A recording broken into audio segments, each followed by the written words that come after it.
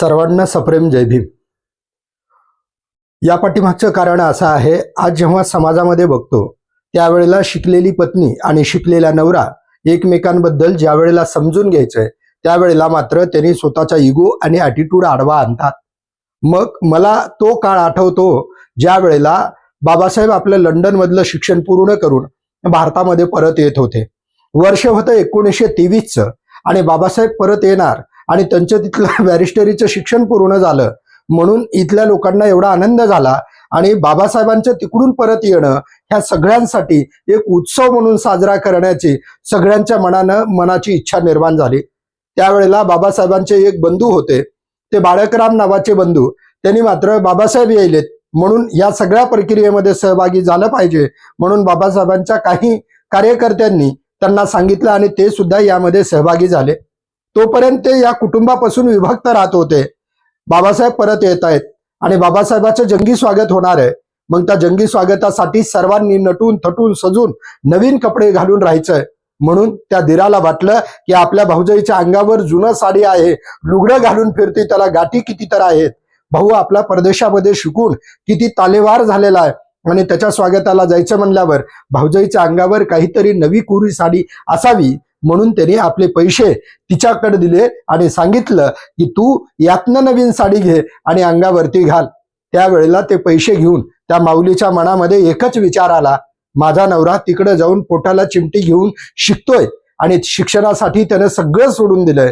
तो नवरा परत आल्यानंतर त्या नवऱ्याला घालायला काहीतरी असावं म्हणून दिरानं दिलेले पैसे साडी न घेता नवऱ्यासाठी धोतर जुडी घेणारी आणि ती धोतर जुडी घेऊन नवऱ्याच्या स्वागतासाठी तत्परतेनं लगबग करणारी। बाबासाहेब आले। बाबासाहेबांची बोट भारताच्या किनाऱ्यावरती लागली। मुंबईमध्ये आनंदाचं उधाण झालं आणि बाबासाहेबांची मिरवणूक निघाली। बाबासाहेबांवर प्रेम करणारे लोक आणि बाबासाहेबांच्या विद्वत्तेचा आदर वाटणाऱ्या लोकांचं काळीज मात्र सुपाय एवढं झालं आणि सगळ्याला आनंद वाटू लागला।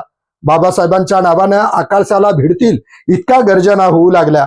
त्या मिरवणुकीतून बाबासाहेब आपल्या चाळीत आले आणि चाळीत आल्यानंतर बाबासाहेबांची नजर त्यांच्या प्रिय रामूला शोधत होती।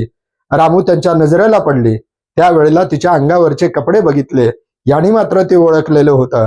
त्याच्या पाठीमागचा किस्सा असा आहे की दिलेल्या पैशातून स्वतःला साडी न घेता नवऱ्याला धोतर जुडी घेऊन अंगावरच्या फाटक्या कपड्यानं एवढ्या वर्षानं येणाऱ्या नवऱ्याचं स्वागत कसं करावं म्हणून मनामध्ये प्रश्न पडलेला माऊलीनं घरामध्ये एक काळ कोल्हापूरच्या शाहू महाराजांनी जो जरीपटका दिला होता बाबासाहेबांना सत्कारामध्ये, त्या जरीपटक्याचं कापड साडी म्हणून अंगावर घातली होती।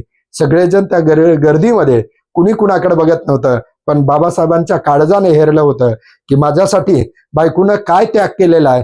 कारण बाबासाहेबाची एक नाही दोन नाही, इंदू असेल, लाडका राजरतन असेल, असे 3-4 मुलं दगावले होते। ते फक्त गरिबीमुळे दगावले होते। राजरतन तर बाबासाहेबांच्या मांडीवर देह सोडून दिलेला होता।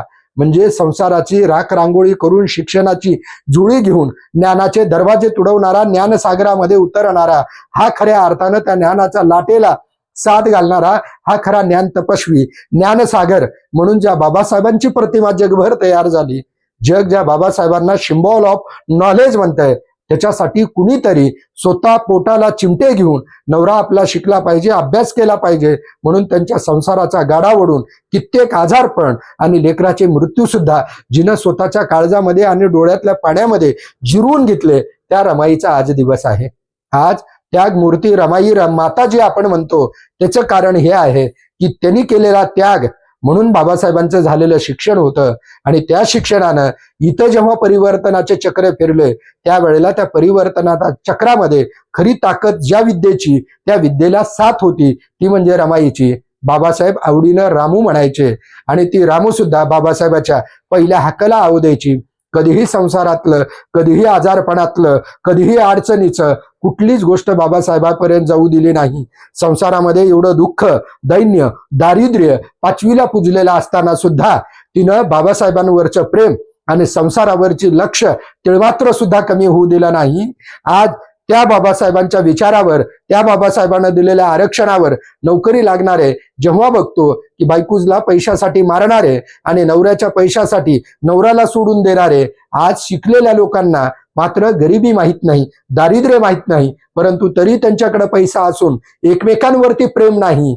मग जर समजा संसार करायचा असेल तर संसारामध्ये आदर्श संसाराचा बाबासाहेबांचा आणि त्यांची पत्नी जी रमाई होती तिचा आदर्श डोळ्यापुढे ठेवावा लागेल. कारण गरिबी इथे आणि जाती, पण जगण्यामधलं जे सामर्थ्य, बळ आणि ज्ञानाचं जी ताकद असती ती मात्र तुमच्या पुढच्या पिढीला उभा करणारी असती. न शिकलेल्या रमाईला सुद्धा त्याचं महत्व माहिती झालेलं होतं.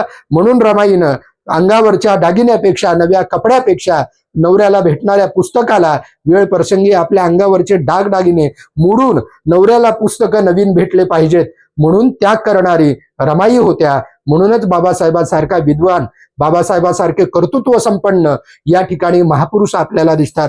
आज फक्त तुम्हाला माता त्यागमूर्ती रमाईच्या संदर्भात सांगताना दोनच मुद्दे सांगणं गरजेचं.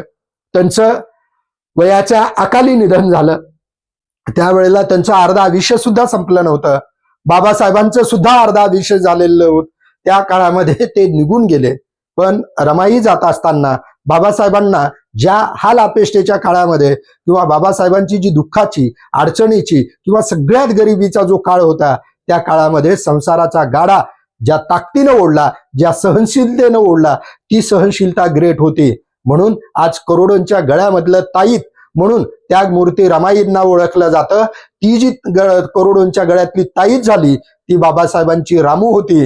म्हणून बाबासाहेब कधी कुठं काही जर वाटलं तर भावनिक आधार देणारा आणि संसाराचा गाडा ओढणारा रामूवर त्यांचा नितांत विश्वास होता. म्हणूनच त्याच्यानंतर बाबासाहेबांनी जीवनामध्ये दुसऱ्या कुठल्याही स्त्रीला येऊ दिलं नाही. काही जणांना वाटतं बाबासाहेबांनी दुसरं लग्न केलं, परंतु ते लग्न आजारामध्ये, अपरिहार्य आणि अनिवार्य परिस्थितीमध्ये केली गेलेली तडजोड होती. पण ती जागा रमाईची त्यांनी दुसऱ्या पत्नीनं भरून काढू शकली नव्हती. एवढा त्याग, एवढं बलिदान आणि एवढं समर्पण रमाईनं बाबासाहेबांच्या जीवनात केलं होतं. म्हणून आज त्यांच्या पावन स्मृतीला विनम्र अभिवादन करताना एवढंच मला म्हणावंसं वाटतं, बाबासाहेबांच्या विचारानं शिक्षण घेणाऱ्या पिढ्यांनो, जरा रमाईच्या त्यागाचा आदर्श डोळ्यासमोर ठेवा.